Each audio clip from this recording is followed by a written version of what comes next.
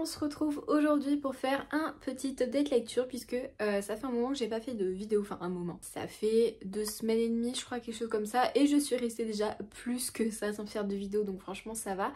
Mais moi qui voulais profiter de mes vacances pour faire plus de vidéos, plus lire, et ben je me suis un peu laissée porter par d'autres occupations, mais bon écoutez, c'est la vie, on est là pour vivre notre vie et pas que rester enfermé. Aujourd'hui je vais vous parler de 5 livres que j'ai lus assez récemment, sauf un que j'ai lu il y a quelques mois, mais j'avais oublié de vous en parler, et donc je me suis dit oula, il faudrait peut-être que j'en parle quand même parce que c'est un livre que tout le monde connaît, et c'est vrai que j'avais encore, je crois, jamais donné mon avis dessus, peut-être en vlog, donc je me suis dit que c'était l'occasion. Mais avant toute chose, j'ai envie de vous parler de l'application Nextory. Je pense que tout le monde connaît cette application, vous la voyez passer un peu partout. Il faut savoir que quand j'ai pas trop de temps et que je suis en train de faire des trucs qui ne nécessitent pas trop que je réfléchisse, et ben j'aime bien écouter un livre audio. Par exemple tout à l'heure quand je me suis maquillée, j'ai lancé un livre audio parce que je me dis que c'est quand même une façon de lire et d'optimiser en même temps le temps de lecture et en faisant quelque chose d'autre à côté, donc franchement c'est plutôt cool. Et Nextory, c'est pas que des livres audio, c'est aussi des livres en e-book, et également il y a des BD, des mangas, vraiment, enfin je vous mets le menu juste à côté, vous allez voir, vous avez vraiment beaucoup de choses. Il y a même certains livres qui permettent d'apprendre des langues et tout, et moi qui suis professeure d'espagnol, je ne peux que vous recommander d'apprendre l'espagnol, n'est-ce pas? Vous avez aussi beaucoup de choix en new romance, et c'est vrai que depuis quelques années c'est un peu mon genre de prédilection, je lis pratiquement plus que ça, même si de temps en temps j'essaye quand même de lire de la fantasy, du fantastique, de la science-fiction, parce que c'est quand même ce que je lisais aussi avant. Vous pouvez retrouver aussi tout ça sur Nextory, vous allez voir, vous avez pas mal de livres, j'ai des livres que j'ai dans ma pile à lire qui sont aussi sur Nextory, donc peut-être que ça me permettra, je sais pas, quand je serai en vacances chez mes parents ou ailleurs, de pouvoir lire un peu des livres de ma pile à lire sans les amener avec moi. Et donc Nextory, ça fonctionne par système de forfait. Vous prenez un abonnement en fait mensuel, et du coup vous avez donc tout le catalogue de livres e-book, vous avez aussi de la presse si vous lisez des magazines, des journaux, tout ça, et vous avez aussi 15 heures d'écoute avec le premier forfait, vous avez 30 heures d'écoute je crois avec le deuxième, et vous pouvez augmenter encore avec le dernier forfait abonnement disponible. Et donc ça c'est vraiment cool parce que vous pouvez prendre un peu l'abonnement qui vous correspond le plus. N'hésitez pas à aller faire un tour, je vous mets le lien juste ici et en bas dans la barre d'infos, où vous allez avoir 45 jours offerts, voilà, avec mon lien pour pouvoir découvrir Nextory. Et c'est vraiment cool parce que du coup vous avez 45 jours gratuits pour tester l'application et savoir si ça vous plaît ou non. Et moi en contrepartie, si vous cliquez sur mon lien, je reçois une petite commission aussi grâce à vos abonnements, donc voilà. Et on commence tout de suite cette update lecture avec le 4e tome de Campus Drivers de C.S. Quill dans les éditions Hugo Roman, que j'ai adoré vraiment. Enfin, comme tous les Campus Drivers, il était juste incroyable, même si le deuxième reste toujours mon préféré, mais celui-là il est vraiment cool puisqu'on va suivre 2 personnages. On va suivre Raphaël qui est le garçon masculin de l'histoire quoi, qui est un futur Campus Driver. Enfin non, il commence, je sais plus s'il commence directement, je crois que oui, je me rappelle plus. Bref, parce que vous savez moi et les souvenirs, voilà, c'est un petit peu compliqué. Et donc si vous avez suivi les 3 premiers tomes, là on va se retrouver avec une nouvelle vague de Campus Drivers, mais on ne va pas quitter les anciens, ils vont toujours réapparaître. Franchement on les voit quand même pas mal de fois dans l'histoire, donc ne vous inquiétez pas, et dans tous les cas on s'attache forcément au nouveau. Donc Raphaël, c'est un garçon qui est d'origine mexicaine il me semble,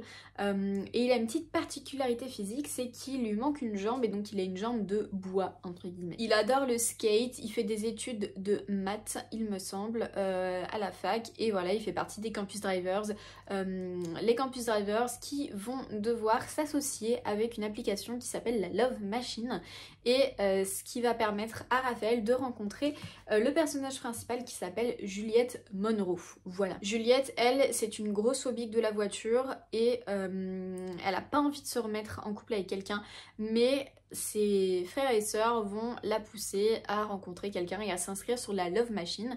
Et donc les Campus Drivers font donc les conducteurs des personnes qui sont en date avec la Love Machine pour les amener au rendez-vous et tout. Donc c'est pour ça qu'ils ont un petit partenariat avec la Love Machine, et ça va nous permettre de suivre un petit peu nos personnages, et vous allez voir que c'est vraiment super cool.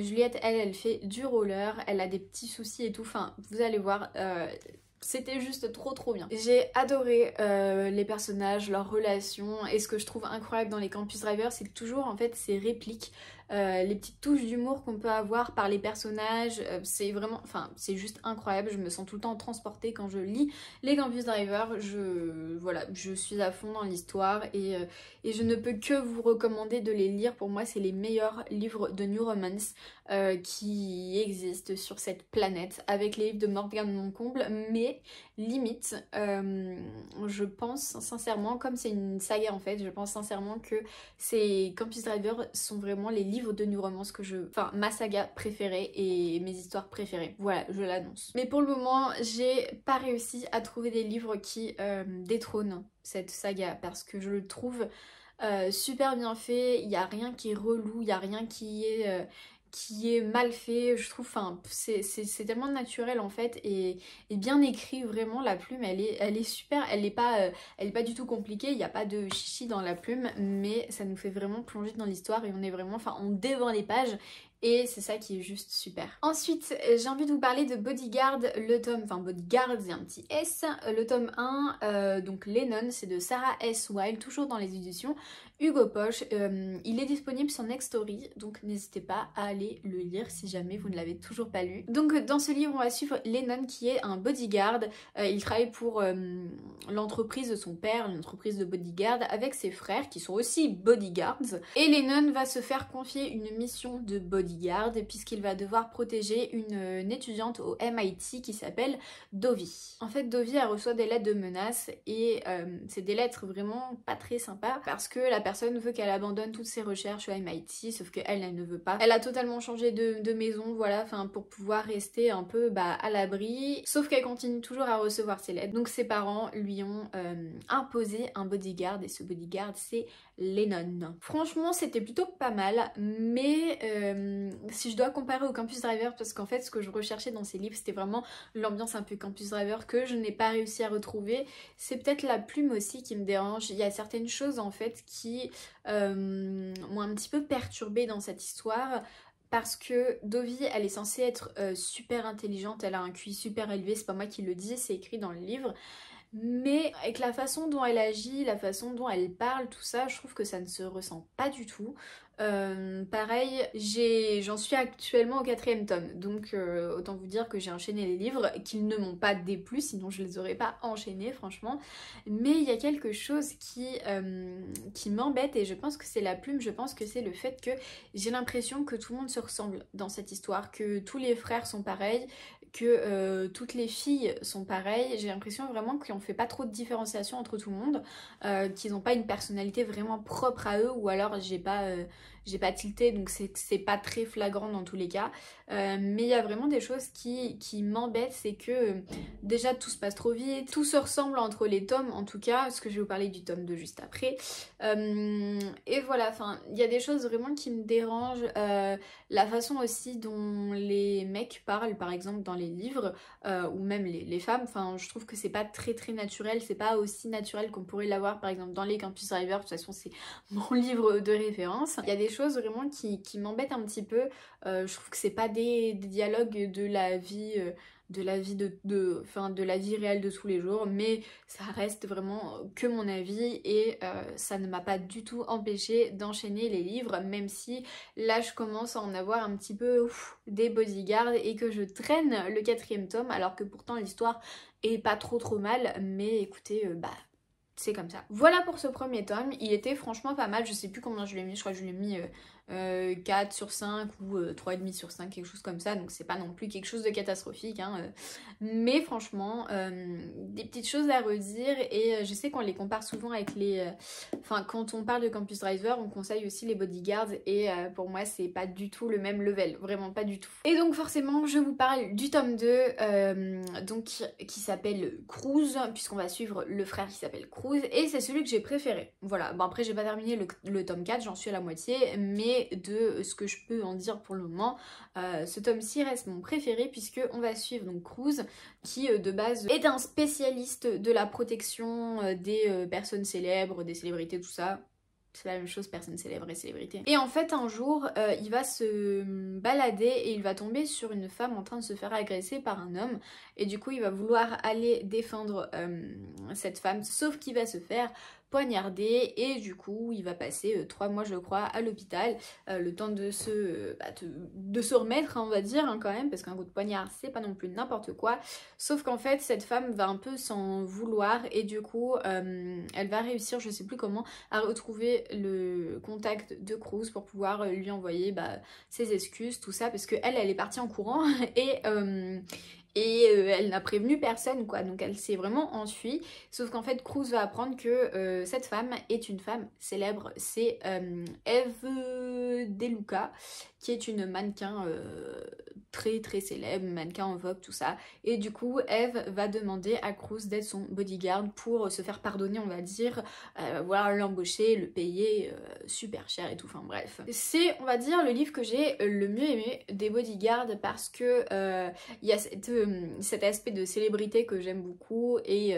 le bodyguard, donc franchement je pense que tout le monde adore ça, mais c'est vrai que c'est là où je me suis un peu plus plongée dedans et où j'étais vraiment le plus prise dans l'histoire, voilà, même si le premier était très bien aussi, je pense que le troisième, celui que j'ai le moins aimé, je vous en parlerai dans un prochain update lecture parce que sinon vous allez en avoir marre des bodyguards, mais voilà, c'était vraiment très sympathique celui-là, mais encore une fois, enfin oui là j'ai ressenti quand même une différence entre Eve et le personnage féminin d'avant, parce que déjà ils ont pas du tout la même vie, mais c'est vrai que je trouve qu'au niveau de parler, le fait d'agir, quand elles agissent en fait, j'ai l'impression que tout se ressemble, les mecs c'est pareil, enfin les bodyguards je trouve que c'est vraiment pareil, en fait c'est ça aussi, j'ai l'impression que chacun n'a pas de personnalité, j'ai l'impression que la personnalité elle est commune à tout le monde. Mais ça reste quand même un très bon livre et lui j'ai dû lui mettre 4 ou 4,5, je ne sais plus exactement, peut-être pas 4,5 mais au moins 4. Ensuite j'ai lu 1000 baisers pour un garçon de Tilly Cole dans les éditions Le Livre de Poche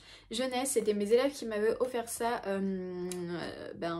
l'année dernière non du coup, enfin en juin quoi, fin juin, ils m'avaient offert ce petit cadeau parce que je leur avais dit que je partais du collège, parce que pour moi j'allais partir et en fait un truc de malade, je retourne dans ce collège, bon pour 5 heures, mais je retourne pour 5 heures dans ce collège, donc je vais pouvoir revoir mes petits élèves que j'adore, bref, et donc j'ai lu 1000 baisers pour un garçon, je m'attendais pas à ça, enfin je savais qu'il allait avoir un peu une histoire comme Nos étoiles contraires et tout, mais c'est vrai que j'étais pas prête et j'étais pas dans le mood de lire ce genre de livre triste quoi. Donc dans cette histoire on va suivre Poppy qui est enfin au tout début de l'histoire ils sont jeunes, ils ont quoi, moins de 10 ans.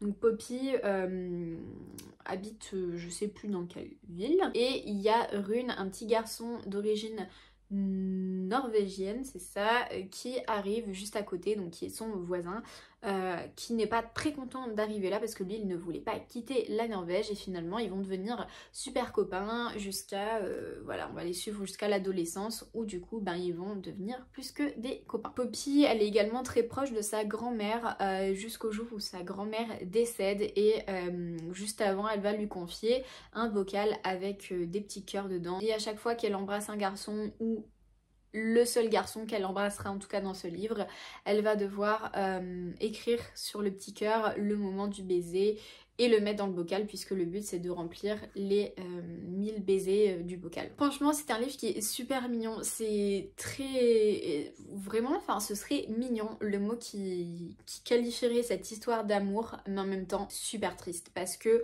moi je m'attendais pas à ce que ça se passe du tout comme ça. Quand je suis arrivée à la page, c'était pas la page 100, c'était genre la page 99 ou quelque chose comme ça. Et j'ai compris le retournement de situation qu'on allait avoir, j'ai compris qu'il allait falloir que je me mette un petit peu des œillères et un peu de distance parce que sinon ça allait me briser le cœur. Et c'est ce que j'ai fait, donc je me suis quand même laissée porter par l'histoire, mais c'est vrai que je prenais quand même un petit peu de recul et tout parce que c'est vraiment ce genre d'histoire, ça me détruit. Et donc forcément l'histoire, à partir de ce moment-là, on sait très bien comment ça va terminer et c'est pour ça que j'ai voulu prendre du recul et me dire bon on va pas non plus se mettre à fond dans l'histoire parce que sinon on va finir décomposé sur le sol quoi. Voilà, je trouve ça vraiment horrible parce que c'est des choses qui arrivent dans la vraie vie, c'est sûr, et c'est encore plus touchant quand ça arrive à des jeunes. Donc voilà, je vais pas chialer dans une vidéo quand même. Voilà, bref, j'arrête d'en parler parce que en vrai quand on voit la couverture on se dit c'est un truc super mignon, c'est un truc super, super cute et tout, mais vous allez voir si vous le lisez. Et enfin, le livre dont j'ai totalement oublié de vous parler, c'est La Vase Miroir de Christelle Dabos dans les éditions Gallimard. C'est ça, Gallimard Jeunesse. C'est un livre énorme, vraiment.